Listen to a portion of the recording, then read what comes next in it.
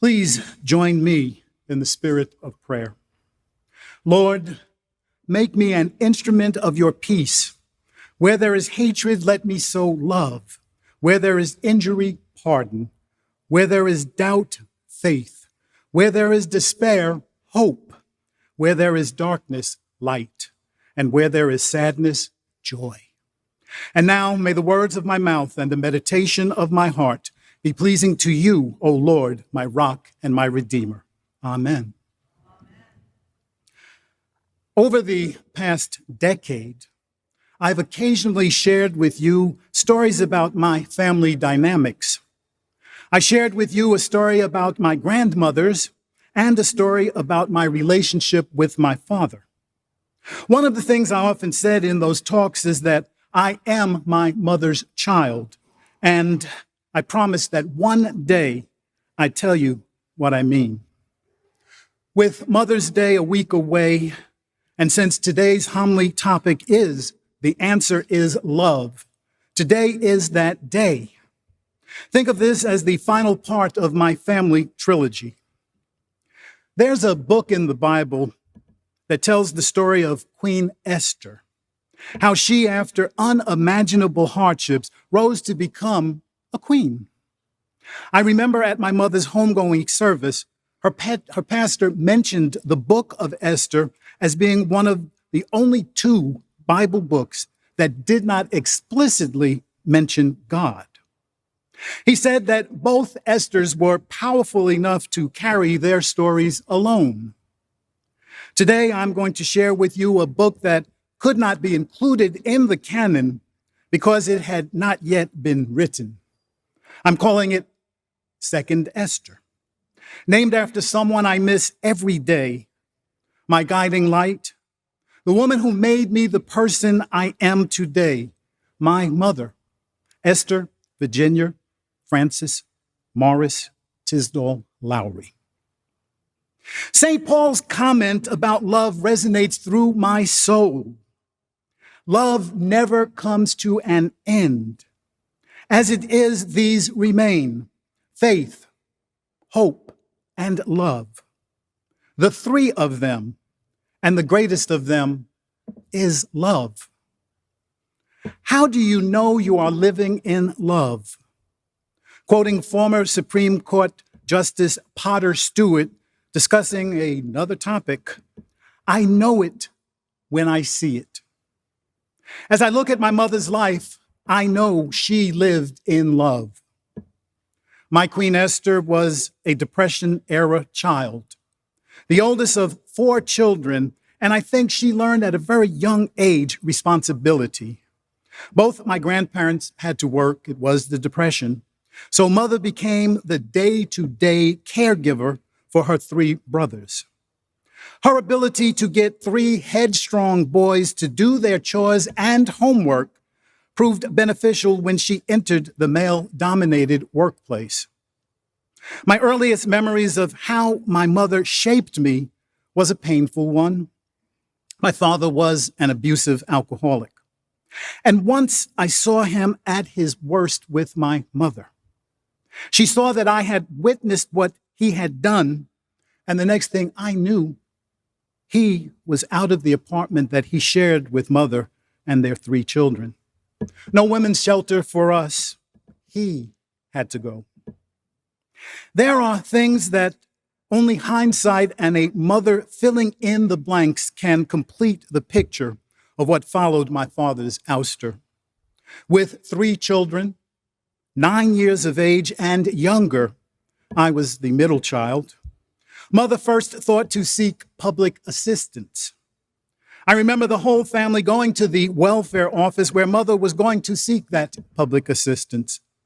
I remember my brother, sister, and me sitting in the waiting area as mother was interviewed by a caseworker. Next thing we knew it, mother was rushing out and telling us to get up and let's go now. That was without her completing the interview process. It was years later, decades later, when she and I were talking about life without a father in the home, where she told the rest of the story. The caseworker, a man, suggestively told her as he gently touched her hand that such a pretty girl like you could surely be able to get money in another way. Queen Esther's faith in herself, the hope she had in her future, and her love of her self-worth found Mother walking away from that lascivious suggestion, prepared to forge a more difficult way forward. After the welfare incident, Mother took minimum wage sales clerk jobs, not public assistants, mostly at places where people of color, this was the 60s, where people of color could not shop but could serve. Yeah, even in liberal-minded New York City, there were places where not everybody could shop. My siblings and I became latchkey children. And that's where we learned what it really means when we say it takes a village to raise children. When Mother had to be at work when we returned from school, we had to check in with our upstairs neighbor, Mother's best friend, Aunt Ruth. She ensured that we were safely home and fed. Aunt Ruth is not a blood relative, but she has always been and always will be someone important to our family. And I ask you to share some prayers for Aunt Ruth this morning. She had a little mishap and is beginning to recover. It's not always a bloodline that makes you family. It's the love and responsibility we share in a lifetime of ups and downs that make true families. As her kids got older, Queen Esther, who wanted to graduate from Brooklyn College, go on to law school and become a lawyer, well, once we got a little bit older and she was able to do some things, Mother went back to Brooklyn College. She earned her bachelor's degree. Now, she didn't get to go to law school, so she didn't become a lawyer, but she used her life experience to help our impoverished community find ways out of poverty. You love them where they are. Mother became the personnel director for our local community organization.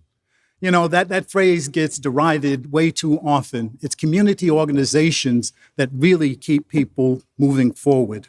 So yes, Mother was a community organizer. And my first job was a summer youth corps job, and it was within her organization. So, little Kevin, I just knew I would land a cushy office job. But oh no, Mother had me assigned to the building maintenance department, where I spent the summer mopping floors and cleaning toilets. I asked Mother, why there? Queen Esther said she wanted me to learn two things. One, every honest job has merit. And two, if I didn't want to mop floors and clean toilets for a lifetime, then stay in high school, graduate, and begin to write your own ticket for success. She loved me enough to let me see what life could be and that I held the keys to my future. Not unlike Mother, I didn't earn an undergraduate degree until my late 40s. And she was always the one who kept telling me, it's never too late to go back to school. Needless to say, she was there on graduation day, beaming from ear to ear. Now, she wasn't with us when I earned my master's degree, but I truly felt her loving presence. Queen Esther and I used to have these esoteric conversations about everything. My siblings used to say that because Mother and I talked so much, because we communicated with each other so well, that she showed favoritism toward me. I don't know, I was mopping floors and cleaning toilets, so I'm not quite sure. But they asked her a question when we got older, and they said, why was it that when they did something that they had asked to do and she had said no, but they still went out and did it, Why were they punished? But Kevin, Kevin would go out there and do some forbidden thing, and mother would give Kevin a stern talking to. So mother said, well, there is a major difference. You asked, I said no. Kevin never asked. He just did. So there was a teaching moment, no disobedience. On the social justice side, I remember a seminal conversation we had. It was during the Roe versus Wade Supreme Court case. I was 17, going on knowing everything in adulthood. And I told my mother, I don't understand why someone would want to end a pregnancy. Queen Esther listened to my comments and then looked at me, and these words from her never left me. Until you have to make a life-changing decision, you cannot determine what you would do. You will never get pregnant.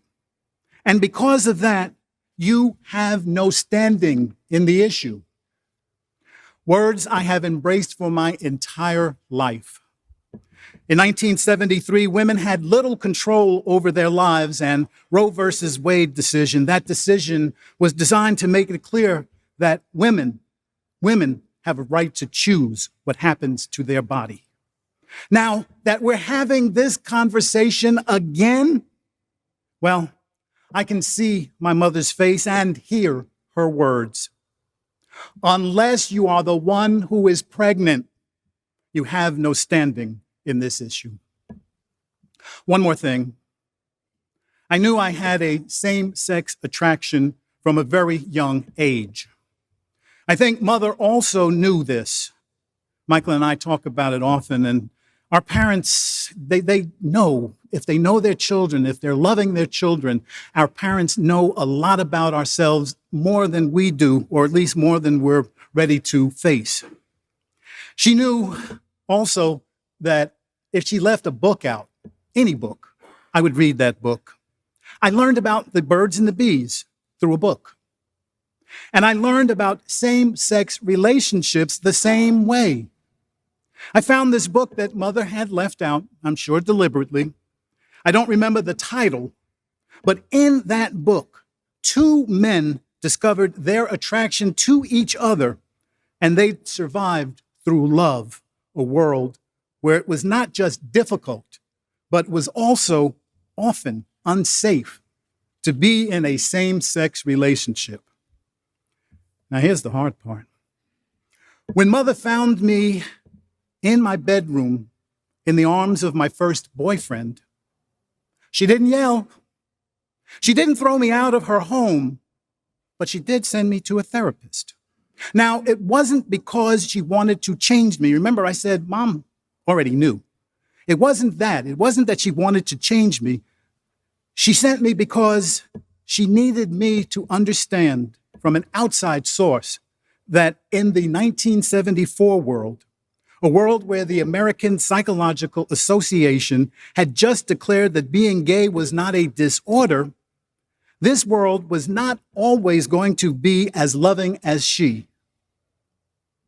And she wanted me to be ready for whatever the world threw at me as my friends and family learned that I am gay. The therapist told me after one visit, my one and only visit with the therapist, that I appeared to be well-adjusted. And he saw no reason for additional visits. He also said, remember this, because of the world we live in, you're starting life with 2 strikes. You're black and you're gay. The count remained at no balls and 2 strikes until I began to hit home run after home run. Thank you, Mother. Oh, my brother and sister were like, when I told them, they were like, yeah, okay, no kidding. We always knew. That's what growing up in a home filled with love can do.